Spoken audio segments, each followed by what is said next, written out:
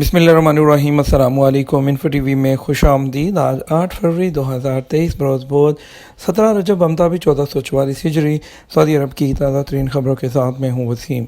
अगर आप भी सऊदी अरब के हर माह बदलती सूरत हाल, बदलते कानून और ताज़ा तरीन खबरों से आगाह रहना चाहते हैं तो इन्फो टीवी को सब्सक्राइब कर लें, बेल आइकन प्रेस कर लीजिएगा। शुरू करेंगे पहली खबर के साथ।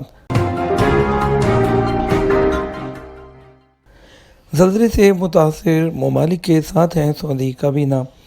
खान हरमैन शरीफ शाह सलमान बिन अब्दुल अज़ीज़ की सरबराही में काबीना का इजलास मुनक्किद हुआ, जिसमें काबीना ने ज़लज़ले के झटकों से मुतासिर ममालिक के साथ यकजहती का इजहार किया है। सऊदी प्रेस एजेंसी के मुताबिक काबीना ने कहा कि इलाकाई और बैनुल अक़वामी सूरत हाल पर गहरी नज़र रखे हुए हैं।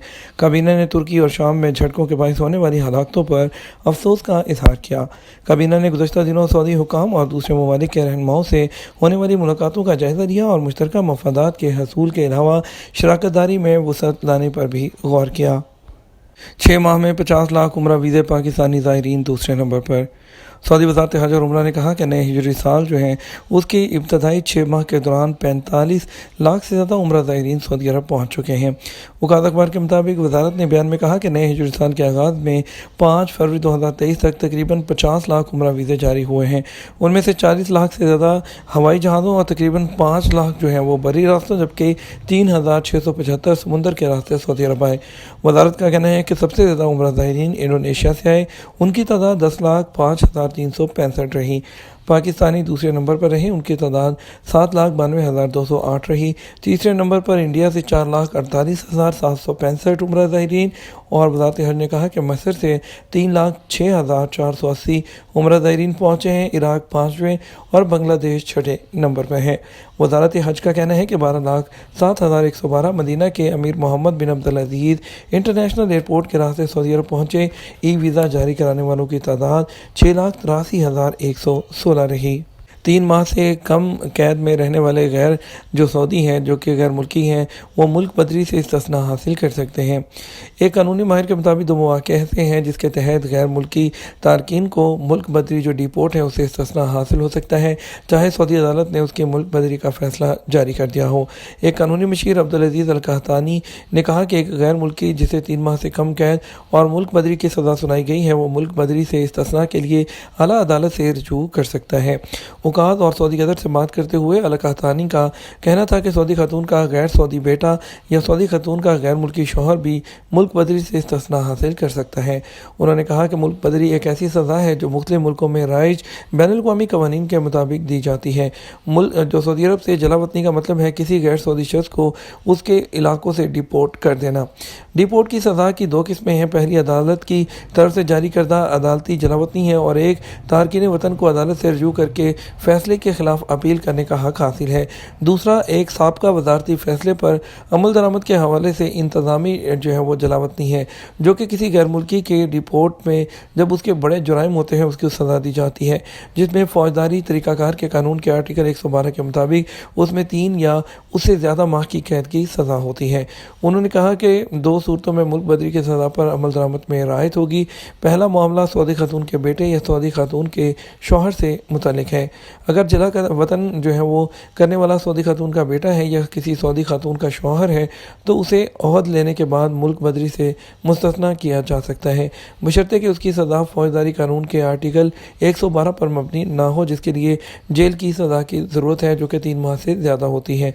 ताहम अगर उसने दूसरी बार जुर्म दोहराया तो उसे मुल्क बदर कर दिया जाएगा। अल कहतानी ने कहा अगर किसी गैर मुल्की को मुल्क बदरी से इस्तिस्ना दिया जा सकता है अगर उसकी 3 माह से कम कैद की सज़ा सुनाई जाए और उसका कोई मुजरमाना रिकॉर्ड ना हो, उससे अहद लिया जाएगा और जुर्म के अहादा की सूरत में उसे मुल्क बदर कर दिया जाएगा। दोनों सूरतों में तारकीन वतन मुल्क बदरी के फैसले के खिलाफ कानून के कवायद के मुताबिक अपील कर सकता है। बाकायदा तरीक़ाकार के मुताबिक डिपोर्ट से इस्तिस्ना की दरख्वास्त जमा कराई जा सकती है। माहिरीन ने यह भी कहा कि कानून वज़ारत दाखिला को मंशियात के इस्तेमाल और उसके इस्तेमाल के इरादे से मंशियात रखने के मामलात में मुल्क से गैर सऊदी बशिंदों को मुल्क बदरी की सज़ा पर अमल दरामद मुलतवी करने का हक देता है। इसी तरह उन लोगों का मामला है जिन्हें मनी लॉन्ड्रिंग के मुकदमात में 6 माह कैद या उससे कम सज़ाएं सुनाई गई थी। 9 और 10 फरवरी को रियाद बुलीवर्ड सिटी में कॉस्ट्यूम फेस्टिवल के लिए मुफ्त दाखिला।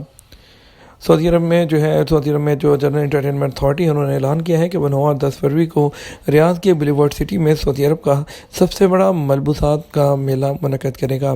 جنرل انٹرٹینمنٹ اتھارٹی نے کہا کہ فیسٹیول میں داخلہ مفت ہوگا۔ اتھارٹی نے کہا کہ تمام لوگوں سے جو میلے میں شرکت کرنا چاہتے ہیں ان کو وہ جو کاسٹیوم ہے وہ پہننے کا مطالبہ کیا ہے، اور جو میلے کے بورڈ آف ڈائریکٹر کے چیئرمین ترکی الشیخ ہیں انہوں نے جو جنرل انٹرٹینمنٹ کے تفریحی زون ہے بلیورڈ سٹی اس میں مفت داخلے کا اعلان کیا تھا۔ زون میں مختلف قسم کے لائیو شوز، لگژری جو پلیسز اور اس کے علاوہ اعلیٰ ترین وہاں پر آپ کو جو لگژری سہولتیں ہیں وہاں پر ملیں گی، اور اس سے پہلے جو بلیورڈ سٹی ہے اس میں داخل ہونے کے لیے بھی مفت ٹکٹ فراہم کیے گئے تھے جو کہ گزشتہ سال اکتوبر میں منعقد ہوئے تھے۔ وزارت صحت نے انکشاف کیا ہے کہ پچھلے 10 سالوں میں اسے منسلک اداروں اور سہولیات میں ملازمین، ملاقاتوں اور جو مبصرین ہیں ان کے درمیان خودکشی کے 46 واقعات پیش آئے ہیں، جس میں سے زیادہ تر سرکاری ہسپتالوں میں داخل مریضوں میں تھے۔ 2023 کے شروع میں جاری کردہ ایک حالیہ گائیڈ میں وزارت نے بتایا کہ یہ تعداد 2011 سے 2020 کے عرصے میں ریکارڈ کی گئی تھی، اور انہوں نے کہا کہ خودکشیوں میں مردوں کا حصہ 71% تھا جبکہ خواتین کی تعداد 29% تھی۔ خودکشی کی روک تھام کے لیے رہنما کے عنوان سے ایک رپورٹ آئی ہے اس کے مطابق خودکشی کے سب سے زیادہ کیسز سرکاری ہسپتالوں میں داخل مریضوں میں تھے، جو کہ نفسیاتی مریض اور خودکشی کے زیادہ رجحانات والے افراد کی حالت کا جائزہ لینے کے لیے عملے کو تعلیم دینے کی ضرورت کی نشاندہی کرتا ہے۔ ٹریفک کے مسائل کے بارے میں ایک سروے میں آدھے سے زیادہ لوگوں نے وہ کام جو آفس ہے اور اس کے علاوہ جو تعلیم ہے اس کے اوقات کار میں تبدیلی اور اس کو ایک بڑا عمل قرار دیا ہے۔ ٹریفک کے جو رش ہے اس کو کنٹرول کرنے کے لیے national centre for public opinion polls نے بتایا کہ رائے شماری میں حصہ لینے والے 29% لوگوں نے آفس اور جو تعلیم ہے جو کہ سکولز، کالجز وغیرہ ہیں اس کے اوقات کو تبدیل کرنے میں ٹریفک کا حل دیکھا ہے، اور دیگر 29% نے مشورہ دیا ہے کہ جو بڑی تعداد میں کام کرنے والی کمپنیاں ہیں ان کو آلٹرنیٹ سولوشنز دیکھنے چاہیے، اور کچھ نے 12% نے یہ کہا کہ ہفتے میں صرف 4 دن کا کام ہونا چاہیے، اور انہوں نے مزید کہا کہ 14% نے مشورہ دیا کہ آدھی رات کے بعد تک ٹرکوں کو شہر میں داخل ہونے سے روکا دیا جائے، اور 7% ہے ان کا خیال ہے کہ ٹریفک کی موجودگی کو تیز کرنے سے ٹریفک کی نقل و حمل میں آسانی ہوگی، جبکہ 23% نے عوامی نقل و حمل کو تیز کرنے کی ضرورت کا مشورہ دیا، اور 1% ہے ان لوگوں نے سڑک علیحدہ سے مخصوص کرنے کی تجویز تھی۔ جدہ میں الیکٹرک بس ایک انوکھا تجربہ۔ جدہ میں پہلی الیکٹرانک بس مسافروں کو پبلک ٹرانسپورٹ اتھارٹی کی طرف سے تعینات کردہ روٹ پر لے جانے کے لیے اپنا سفر جاری رکھے ہوئے ہے، جو کہ A7 روٹ خالدیہ کو بلد سے پرنس سعود الفیصل اسٹریٹ کے ذریعے جوڑتا ہے، جو کہ مدینہ منورہ روڈ سے گزرتا ہوا جاتا ہے۔ کچھ لوگ اس ماحول دو سمارٹ بس کو آزمائش اس کی کرنا چاہتے ہیں، اس کے تجربے کے طور پر اس کو وہ دیکھ رہے ہیں، اور اس سفر کے دوران مسافروں نے اس پر منفرد وہ تجزیے دیے، اور کچھ لوگوں نے اپنی کاریں استعمال کرنے کی بجائے پبلک ٹرانسپورٹ پر انحصار کیا، جو کہ ایک اہم موڑ ثابت ہو سکتا ہے۔ یاد رہے کہ جدہ میں الیکٹرانک بس ایک شروع کی گئی ہے، یہ بیٹری کے ساتھ چلتی ہے، جو کہ ایک بار چارج کرنے پر 300 کلومیٹر کا سفر کرنے کے قابل بناتی ہے، اور مسافر الخالدیہ، روضہ، اندلس اور رویس کے محلوں میں اس کی خدمات سے مستفید ہو سکتے ہیں، اس کے علاوہ البغدادیہ اور البلد کے لوگ بھی۔ National centre for wildlife development نے بابونز کے مالکان سے مطالبہ کیا ہے کہ وہ یونیفائڈ نمبر 19914 کے ذریعے سعودی عرب کے کسی بھی خطے میں اس کو حوالے کرنے کے لیے مرکز سے رابطہ کریں۔ مرکز نے تصدیق کی ہے کہ بابونز جو کہ بندر ہیں، ان کا جو حصول ہے وہ بہت سے نقصانات کا باعث اور بہت سی بیماریوں اور وائرس کی منتقلی کا سبب بن سکتا ہے، اور اس کے علاوہ جو ان کا حصول ہے وہ ماحولیاتی خلاف ورزی ہے، اور ان کا کہنا تھا کہ وہ 19914 پر کال کر کے اس کو مرکز کے حوالے کرنے کے لیے رابطہ کریں۔ اقامے کی مدت ختم ہونے پر خروج وطن کتنے دن کا ملے گا؟ سعودی محکمہ پاسپورٹ اینڈ امیگریشن جوازات، جو کہ وزارت داخلہ کا وہ ذیلی ادارہ ہے، قوانین کے مطابق سعودی عرب کے غیر ملکیوں کے اقامے، خروج وطن اور خروج نہائی کے اجراء کا ذمہ دار ہے۔ جوازات کے ٹویٹر پر ایک شخص نے سوال کیا کہ خروج وطن کے حوالے سے کہ اقامہ ایکسپائر ہونے کے 65 دن باقی ہیں، اس صورت میں اگر خروج وطن لگایا جائے تو کتنے دن کا ملے گا؟ سوال کے جواب میں جوازات کا کہنا تھا کہ امیگریشن قوانین کے تحت اقامہ کی ایکسپائری تک یعنی کہ ختم ہونے سے پہلے تک کے لیے خروج وطن جاری کرایا جا سکتا ہے۔ واضح رہے، سعودی محکمہ پاسپورٹ اینڈ امیگریشن کی جانب سے اقامہ کی ایکسپائری کو دیکھتے ہوئے خروج وطن جاری ہوتا ہے۔ جن غیر ملکیوں کے اقامہ کی ایکسپائری میں 6 ماہ سے زیادہ کا عرصہ باقی ہوتا ہے، ان کے لیے خروج وطن کا اجراء ماہانہ بنیاد پر کیا किया जाता है। वो गैर मुल्की जिनके इकामे की मुद्दत 6 माह से कम हो, उन्हें दिनों के एतबार से खरूज अदा जारी होता है।